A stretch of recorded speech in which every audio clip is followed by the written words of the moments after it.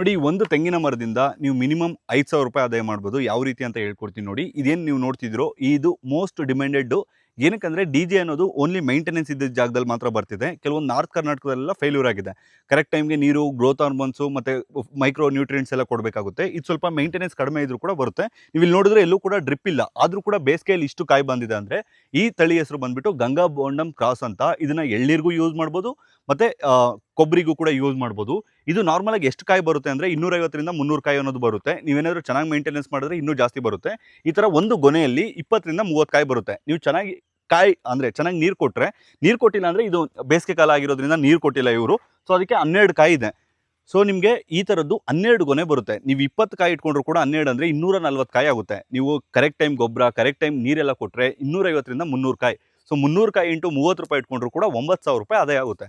ನೀವು ಆ ಖರ್ಚೆಲ್ಲ ತೆಗೆದ್ರು ಕೂಡ ನಿಮಗೆ ಆನ್ ಆವ್ರೇಜ್ 5,000 ರೂಪಾಯಿ ಅಂತೂ ಒಂದು ಮರದಲ್ಲಿ ಮಾಡ್ಕೋಬೋದು.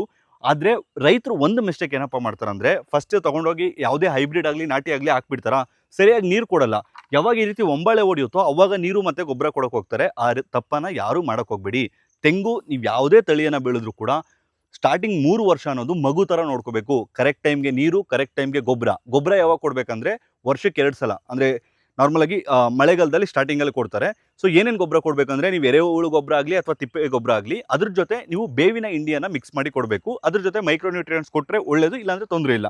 ನೀರು ಎಷ್ಟು ಕೊಡಬೇಕು ಅಂದರೆ, ಪ್ರತಿನಿತ್ಯ ಇವಾಗ ಒಂದು ಚಿಕ್ಕ ಗಿಡಕ್ಕೆ ತೊಗೊಂಡ್ರೆ 10 ಲೀಟ್ರ್ ಅಂತ ಇಟ್ಕೊಳ್ಳಿ. ಸೊ ಸೆಕೆಂಡ್ ಇಯರು 20 ಲೀಟ್ರು, 3ನೇ ವರ್ಷ 30 ಲೀಟ್ರು ಅಂತ ಇಟ್ಕೊಳ್ಳಿ. ಇವಾಗ ಹಂಗಂತ ನಾನು ಪ್ರತಿನಿತ್ಯ ನೀರು ಕೊಡಬೇಕಂದ್ರೆ ನೀವು 3 ದಿನಕ್ಕೆ ಸೇರಿಸಿ ಒಂದೇ ದಿನ 30 ಲೀಟ್ರ್ ನೀರು ಕೊಡಿ.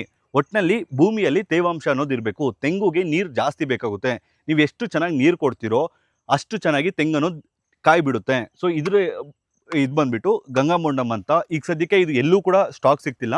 ಒಂದೇ ಒಂದು 2200 ಗಿಡಗಳಿದೆ. ನಿಮ್ಗೇನಾದರೂ ಬೇಕಿತ್ತು ಅಂದರೆ ಈ ಕೆಳಗಡೆ ಕಾಣ್ತಿರುವಂಥ ಕಾಂಟ್ಯಾಕ್ಟ್ ನಂಬರ್ಗೆ ಕಾಂಟ್ಯಾಕ್ಟ್ ಮಾಡಿಬಿಟ್ಟು ಬುಕ್ ಮಾಡ್ಕೊಳ್ಳಿ. ಇವಾಗ ಬುಕ್ ಮಾಡಿಕೊಂಡ್ರೆ ನಿಮಗೆ ಜೂನಲ್ಲಿ ಡೆಲಿವರಿ ಸ್ಟಾರ್ಟ್ ಆಗುತ್ತೆ. ಬೆಂಗಳೂರಲ್ಲಿ ನಾವು ಕೊಡ್ತೀವಿ, ಬೆಂಗಳೂರಿಂದ ನೀವು ತೊಗೋಬೇಕಾಗುತ್ತೆ. ಇಲ್ಲಾಂದರೆ ನಿಮ್ಮ ಸಿಟಿ ಬಸ್ ಸ್ಟಾಪ್ ಅಂದರೆ ಇವಾಗ ನಿಮ್ಮ ಜಿಲ್ಲೆಯ ಬಸ್ ಸ್ಟಾಪ್ಗೆ ನಾವು ಕಳಿಸ್ಕೊಡ್ತೀವಿ. ಆ ಬಸ್ ಅವ್ರದ್ದು ಏನಿದೆಯೋ ಅದು ನೀವು ಪೇ ಮಾಡ್ಕೋಬೇಕಾಗುತ್ತೆ. ಒಂದು ಗಿಡ ಬಂದುಬಿಟ್ಟು 600 ರೂಪಾಯಿ ಆಗುತ್ತೆ. Most demanded. ಆ್ಯಂಡ್ ಒಂದು ರೈತರಿಗೆ ನಾವು ಕೊಡೋದು ಕೇವಲ 50ರಿಂದ 100 ಮಾತ್ರ. ಯಾಕಂದರೆ ತುಂಬ ಒಂದೇ ಸಲ ಯಾರಾದರೂ 1,000 2,000 ತೊಗೊಂಡಿದ್ದಾರೆ ಅಂದರೆ ಬೇರೆ ರೈತರಿಗೆ ಸಿಗದೆ ಆಗುತ್ತೆ. ಕೇವಲ 50ರಿಂದ 100 ಆ್ಯಂಡ್ ಒಂದು ಗಿಡದ ಕಾಸ್ಟ್ ಬಂದುಬಿಟ್ಟು 600 ರೂಪಾಯಿ ಆಗುತ್ತೆ. ಈಗ ಬುಕ್ ಮಾಡಿಕೊಂಡ್ರೆ ನಿಮಗೆ ಜೂನಲ್ಲಿ ಡೆಲಿವರಿ ಸ್ಟಾರ್ಟ್ ಆಗುತ್ತೆ. ಆ್ಯಂಡ್ ಇದು 100% ಹೈಬ್ರಿಡ್, ಲೆಸ್ ಮೇಂಟೆನೆನ್ಸಲ್ಲೂ ಕೂಡ ಚೆನ್ನಾಗಿ ಬರುತ್ತೆ. ಹಂಗಂತ ಮೇಂಟೆನೆನ್ಸೇ ಮಾಡಿಲ್ಲ ಅಂದರೆ ಬರಲ್ಲ. ಚೆನ್ನಾಗಿ ನೀರು, ಚೆನ್ನಾಗಿ ಗೊಬ್ಬರ ಕೊಟ್ಟರೆ 100% 200ರಿಂದ 250 300 ಕಾಯಿ ಬರುತ್ತೆ. ಯಾವಾಗಲಿಂದ ಬರುತ್ತೆ ಅಂದರೆ 3 ವರ್ಷದಿಂದ ಕಾಯಿ ಬರುತ್ತೆ.